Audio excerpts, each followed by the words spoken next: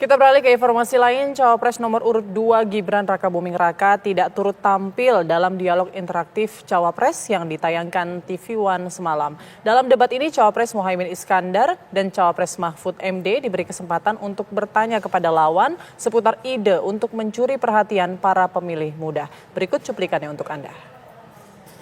Bagaimana untuk para cawapres kita di sini ada Caimin sama Profesor Mahfud MD agar terutama nih anak-anak Gen Z supaya mereka tidak apatis apa gagasan-gagasan mungkin yang bisa membuat Gen Z, generasi milenial melek akan politik yang damai dan bisa menghargai ini semua. Silakan. Ada pandangan seakan-akan anak muda sekarang apatis terhadap politik, saya kira enggak. Menurut saya justru kalau itu mungkin gejala di TikTok aja ya, gejala di TikTok. Nah, saya datang ke kampung-kampung ini dalam sebulan ini. Wah, anak muda semua yang ingin berpolitik itu. Menurut saya jauh lebih besar yang ingin dan tertarik untuk berpolitik anak muda ini dan memberikan suaranya. Oleh sebab itu, Anda sekarang yang suka di TikTok dan sebagainya itu yang suka di medsos, ya diajak yang lain itu karena masa depan Indonesia ini adalah masa depan Anda. Dan masa depan Anda adalah masa depan Indonesia. Pertama, kedatangan Raffi di dunia politik seperti ini sudah satu contoh yang baik untuk kaum muda. Oke, tepuk tangan dulu.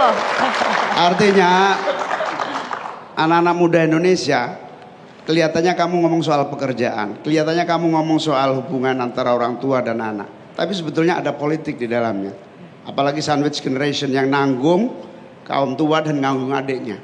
Tidak ada bisa solusi kecuali politik.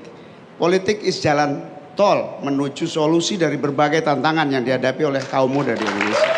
Satu. Yang kedua, kita harus tampil dengan baik. Ya. Para politisi harus mengevaluasi diri.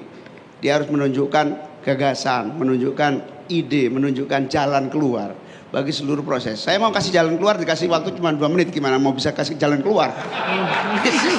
Nah, ibu-ibu ini yang kemudian menjadi terkenal dalam hari-hari ini adalah ibu-ibu hamil. Ya, jadi perhatian-perhatian terhadap asupan yang dibutuhkan oleh ibu-ibu hamil. Saya mencatat setidaknya dari sumber Kementerian Kesehatan itu ada 5 yang diperlukan. Kalau boleh mulai dari Caimin 3, Prof Mahfud kemudian 2 atau 3 lagi bolehlah gitu ya. Tapi sebetulnya mengatasi stunting yang paling pokok adalah sejak usia kehamilan 0. Ya. Begitu diketahui hamil, di situ harusnya negara sebagai perintah untuk melaksanakan persiapan generasi. Tentu banyak yang harus diberikan. Ya. Paling tidak asupan gizi. Satu. Ya, yang kedua zat besi. Oke. Yang ketiga kesehatan menyeluruh seorang ibu. Ya. Mulai dari, jadi kalau kami punya ide, begitu kami terpilih, seluruh ibu-ibu harus mendapatkan perhatian langsung melalui berbagai unit kegiatan masyarakat di desa dan di kota. Oke. Baik, terima kasih, tepuk tangan dong. Mana ini timnya? Nanti ditanggapi oleh Prof Mahfud, boleh? Tadi yang belum disebut Caimin itu kalsium. Oke. Vitamin D. Kemudian asam folat. Asam folat. Iya. Oke. Nah, itu yang saya tanyakan, apa yang mau dijanjikan kepada anak-anak muda. Oke. 2 menit dari, silakan. Terima kasih Prof Mahfud. Yang pertama tentu kesadaran pemerintah bahwa mengeluarkan anggaran besar, memfasilitasi, mengafirmasi kaum muda itu investasi besar. Karena diawali dengan kesadaran bahwa valuasinya, nilai tambahnya membuang anggaran, taruhlah begitu ya, atau menggelontorkan sebesar-besarnya anggaran untuk kaum muda adalah jangka menengah panjang yang pasti akan memanen untuk negara ini. Nah, yang pertama harus dilakukan adalah menggeser anggaran-anggaran secara khusus agar para kaum muda ini bisa bekerja dengan cepat.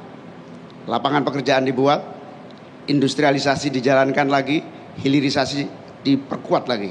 Yang kedua, perlindungan bekerja secara lengkap. Profesi yang paling disukai anak muda hari ini itu 3 aja yang tertinggi apa. Lalu semua udah tahu bahwa industri kreatif diperlukan, semua udah tahu lapangan kerja. Pertanyaannya kenapa 5-10 tahun terakhir ini kok terasa tidak mendapatkan perhatian serius dari anggaran kita? Nah mungkin itu yang harus menjadi perhatian pemerintah yang akan datang secara lebih serius gitu ya.